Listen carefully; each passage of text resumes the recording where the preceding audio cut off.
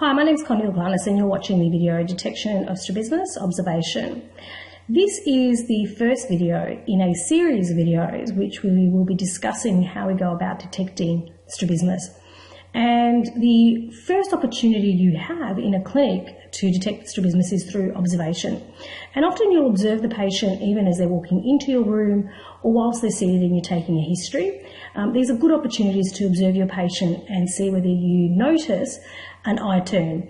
It's important to always remember that there could be the appearance of strabismus, but that other tests will be utilised to confirm whether strabismus is present. So sometimes you can't rely on observation. When there's a large strabismus present, it's often very easy to detect strabismus. However, when there's a small strabismus present, you can miss it, or you may misinterpret straight eyes as being misaligned eyes due to various factors. We'll talk more about that in an upcoming lecture series on pseudostrabismus. So in terms of observation, simply what we're doing is making a determination as to whether we feel, or whether we observe, I should say, that the eyes appear to be misaligned. And here I've given you three different scenarios. Let's start off with the first one. Here we can see that the patient appears to have a left inward turning eye, so left exotropia.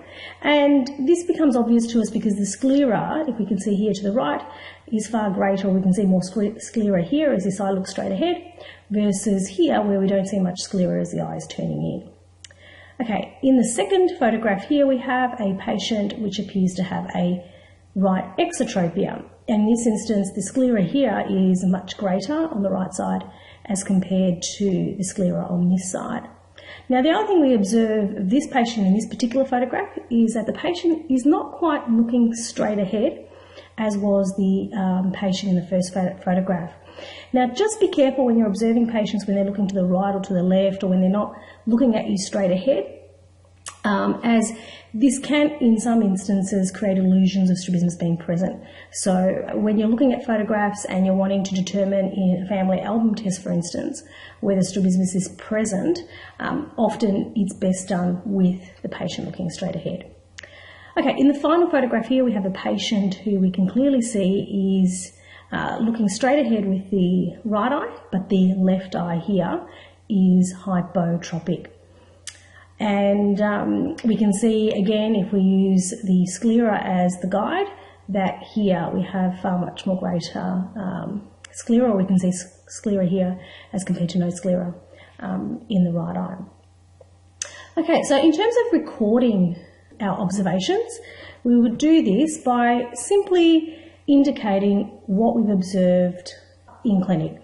So OE is usually used to indicate observation, and then you would indicate what you saw. So here we have an LET, so a left exotropia is what we're observing. Here we're observing a right exotropia, and here we're observing a left hypotropia.